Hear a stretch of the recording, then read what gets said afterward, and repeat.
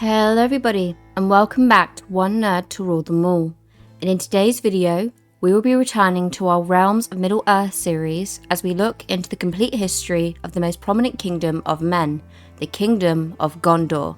So, without further ado, let's get into the video.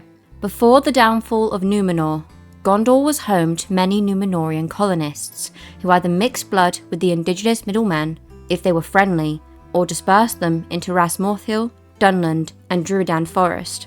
Gondor, at a latitude comparable to Venice, was a more fertile region than Arnor to the north, and therefore it already had a large population before the ships of Elendil's sons arrived, including a well-established city of Pelargir. The faithful or Elendil from Númenor was given a warm reception upon their arrival by those who had already colonised Middle-earth. The colonists west of Anduin accepted Elendil's claim to kingship over them. South of the Great River, however, the former king's men did not accept his claim, becoming the Black Númenóreans. Centred on the Anduin River, the newly founded Kingdom of Gondor was the closest to Mordor and was the first to be attacked when the War of the Last Alliance began in 3429 of the Second Age. Sauron's forces overran Minas Ithil, but failed to capture the capital of Osgiliath. Gondor participated in the last alliance of elves and men, which overthrew Sauron for the first time at the very end of the Second Age, when Isildur cut the One Ring from the Dark Lord's finger. After the war, Gondor's power and wealth grew steadily, only interrupted by a series of Easterling invasions in 492 of the Third Age, resulting in large conquests in the eastern territories within Rhovanion. While the power of Gondor's sister kingdom, Arnor, peaked at this time, before it broke into various successful states, Gondor's greatest glory was yet to come. Gondor's greatest city, Minas Anor, Minas Ithil, Osgiliath and Pelargir, only grew, and the Dunedain of Gondor ruled over more and more of the lesser men in Middle-earth. Gondor's power reached its golden age under four kings, known as the Ship Kings. These were Turanan Follister, first of the Ship Kings, who died childless, and as a result it passed to his nephew, Erenil. After Ernil it went to Curiandil, before eventually going to Hyarmandasil, the last of the Ship Kings. In his reign, Gondor reached the height of its power, and its borders reached their furthest extent. The kingdom extended east to the Sea of Rhûn, south to the Harnen and down to Umbar, as far north as Mirkwood, and west of the river Gwathlo. The Haradrim were vanquished and paid tribute as vassals of Gondor. Such was Gondor's wealth during this period that men from other lands would say in envy, "In Gondor's precious stones are but pebbles for the children to play with." Gondor enjoyed several centuries of peace due to its military might. However, decadence set in and long periods of decline began. Although Gondor experienced several rivals, notably under Romandasil II in the 13th century, three great calamities struck Gondor during the second millennium of the Third Age, which are held by the chief reasons for its decline: the Kinstrife, the Great Plague, and the War of the Wainriders. In the 15th century of the Third Age, a great civil war named the Kinstrife tore the kingdom apart. King Eldacar was of mixed blood. His mother was of the Northmen. Popular displeasure of this led to the overthrow of King Eldacar by Castamir, the captain of the ships, and a junior member of the House of Anarion. Osgiliath was sacked during this conflict. The Dome of Stars burned, and its Palantir lost. Eldacar's oldest son, Orendil, was slain, and he fled north. Castamir was afterwards known as Castamir the Usurper.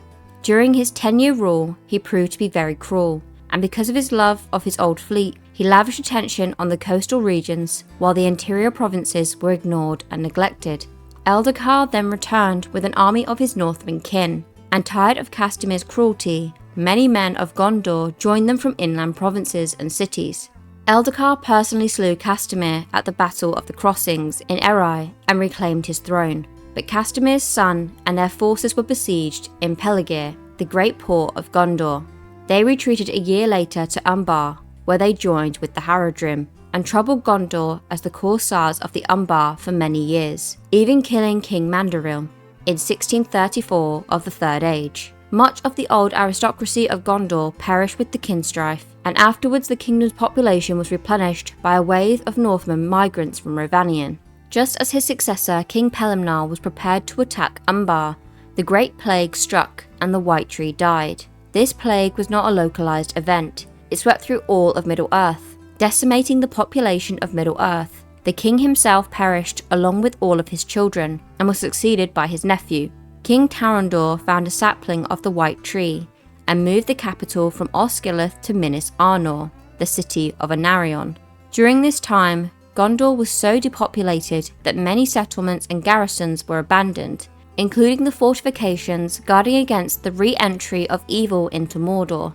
It is believed that had the Haradrim or Easterlings been capable of attacking Gondor at this time, it would have fallen. However, the plague left Gondor's enemies in no better condition than Gondor itself, and neither side was capable of mounting a new offensive. By 1810 of the Third Age, Gondor had begun to recover, and King Tulumatar led an assault on Umbar, recapturing the city and ending the line of Castamere, and for a time the Corsair threat was ended, until a fresh disaster befell Gondor.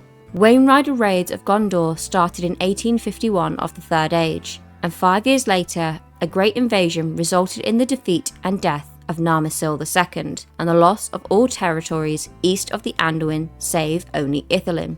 After years of skirmishing, in 1899 of the Third Age, King Kalimentar led a large army to the victory in the Second Battle of Dagorlad, although the Wainriders were only defeated and not destroyed. They returned in 1944, linking with the Haradrim to attack Gondor from the north and the south.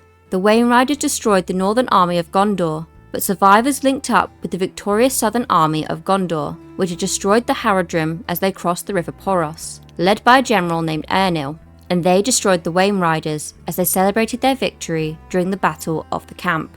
In 1944 of the Third Age, Gondor faced a succession crisis when King Aldahir was slain in battle with both of his sons. Arvenduai, Prince of Atherdane, Ondahir's son-in-law, and the victorious general Arnil, who was a distant relative to Ondahir, claimed the throne. Arvenduai's claims laid mainly upon the old Númenórean law of accession, which stated the eldest remaining child should succeed the king. If the law was upheld, then Arvenduai's wife Firiel, Ondahir's daughter, and the last remaining child would become ruling queen, making their descendants kings of both Arnor and Gondor. Arvenduai also tried to put weight behind his claim, as he was Isildur's heir, and thus by right High King of all of the Dunedain. The Council of Gondor recognised that the name of Isildur was held in honour in Gondor, but they dictated that the South Kingdom must be ruled by an heir of Iranian. Due to his ancestry from Firiel and Arvenduai, more than a millennium later, Aragorn Elessar put forward his claim as their heir of both Isildur and Anarion. Arnil based his claim upon being the direct male descendant of King Tulumatar and Bardasil. His claim was also greatly boosted by his popularity that he had gained as the victorious general who saved Gondor from the Wainriders. Steward Pelador, who was temporarily ruling Gondor, serving as arbiter of succession, intervened in favour of Gondor's victorious general, who would rule as Ernil II. During the Battle of Fornost, Ernil II's heir, Arnor led Gondor's forces in victory over the Witch King of Angmar, who was actually the lord of the Nazgul. Although Arnor wished to fight him, Arnor's horse was terrified and shied away from the Nazgul against his wishes. By the time he mastered his horse and returned, the Witch King had fled. Glorfindel the elf then prophesied to him that it was better that he not fight the lord of the Nazgul, because never by the hand of man shall he fall.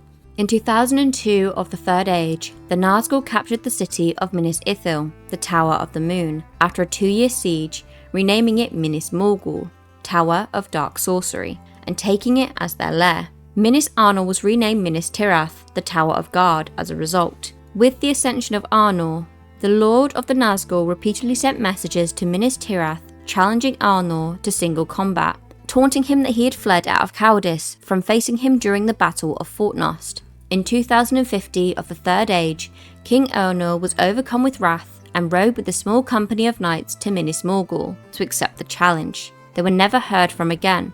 A long line of hereditary stewards governed the realm after the disappearance of Arnor, son of Ernil. Since there was no proof that the last king was dead, and no claimant had enough support or a clear enough link to the royal house to be accepted as his successor, the House of Iranian was held to have failed, and Gondor was not willing to risk to another kin strife, which would surely have destroyed it. Whenever there was a new steward, he would swear an oath to yield rule to Gondor back to the king, if he should ever return. As the House of Isildur was believed to be extinct, the oath was not considered likely to be fulfilled. This resulted in the House of Stewards ruled as kings, without having the titles. The early stewards enjoyed a long period of uneasy quiet known as the Watchful Peace. This was shattered in 2475 by the sudden appearance of new Uruks out of Mordor, who attacked Osgiliath and captured it, driving out the last people and destroying the Great Bridge. The city was swiftly reclaimed by Boromir, but in the centuries afterwards, Gondor was to be constantly at war. In 2510, when Steward Sirion ruled over Gondor, the kingdom faced one of its greatest perils. A group of Easterlings called the Balakoth invaded Gondor with great force.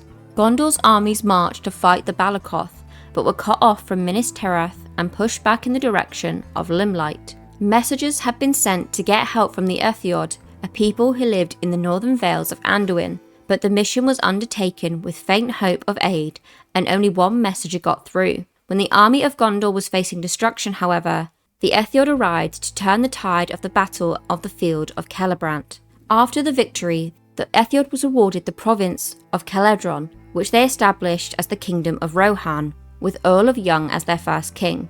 A permanent alliance between Gondor and Rohan was established by the Oath of All sworn to Cirion. During the long winter, in 2758 to 2759, Gondor was attacked by 3 great fleets from Umbar. These invasions were repelled by Beregond, and aid was sent to Rohan, which had been overrun by Dunlendings and Easterlings. In 2885 of the Third Age, therefore, when the Haradrim invaded Ithilien, King Folkwyne sent his sons, Folkred and Fastared, to repay the debt, defeating the invaders at the Battle of the Crossing of Poros at the cost of their own lives.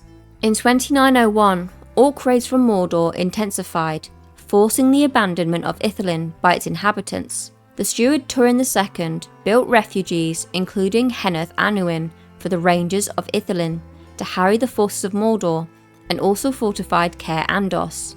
In 2954 of the Third Age, after Sauron had declared himself openly in Mordor, Mount Doom burst into flames, and the last hardly inhabitants of Ithilien fled west over the Anduin. During the time of Ecthelion II, a great champion named Thoringil appeared in Gondor, and in 2980 he led a raid on the city of the Corsairs, destroying the Corsair fleet and burning the port in a battle upon the quarries. Not long after, Denethor II took over the rule of Gondor, spending the next few decades preparing for the coming onslaught of Mordor. Sauron had prepared for the final conquest, and in 3018, his forces took the eastern half of Osgiliath. The attack was ended with the destruction of the last bridge across the Anduin. The following years, Minas Tirith faced a larger attack from Mordor with the additional threat of the Corsairs of Umbar. Aragorn summoned the dead men of Dunharrow to destroy the Corsairs, freeing forces in the south of Gondor to come to the aid of Minas Tirith. Gondor then defeated the army of Mordor with the aid of the Rohirrim in the Battle of the Pelennor Fields, though with heavy losses. The dead men of Dunharrow then carried the battle to Sauron at the Battle of the Black Gate, a feint to distract the Dark Lord's attention from Frodo Baggins' quest to destroy the One Ring in Mount Doom, thus causing Sauron's destruction and the Allies' ultimate victory. After the second and final defeat of Sauron, the kingship was restored, with Aragorn II crowned as King Elessar of the reunited kingdom of Arnor and Gondor. Faramir, last heir of the ruling stewards, retained his office as the steward of the king, and ruled over Gondor's eastern region of Ithilien, a fair land between the River Anduin and the Epel Duath. The oath between Gondor and Rohan was renewed, and several joint campaigns were fought in the east and south against the Easterlings and Haradrim. All former territories of the South Kingdom were won back during the following centuries, and its power and wealth were restored. This brings us to the end of today's video. For more history of the Realms of Middle-earth videos, leave suggestions in the comment down below of what you'd like me to cover. In the description, you will find 2 links. The first to my other half, Rothmer's channel, so if you enjoy MMOs and action RPGs, then please feel free to check that out. If you enjoy all things Warhammer and nerdy builds, then please feel free to check out Nerdy Miniatures, Rothmer and I's joint channel, for some of that content. Anyway, that'll be it from me. Hope you guys have a wonderful day or night, wherever you are in the world. And as always, bye for now.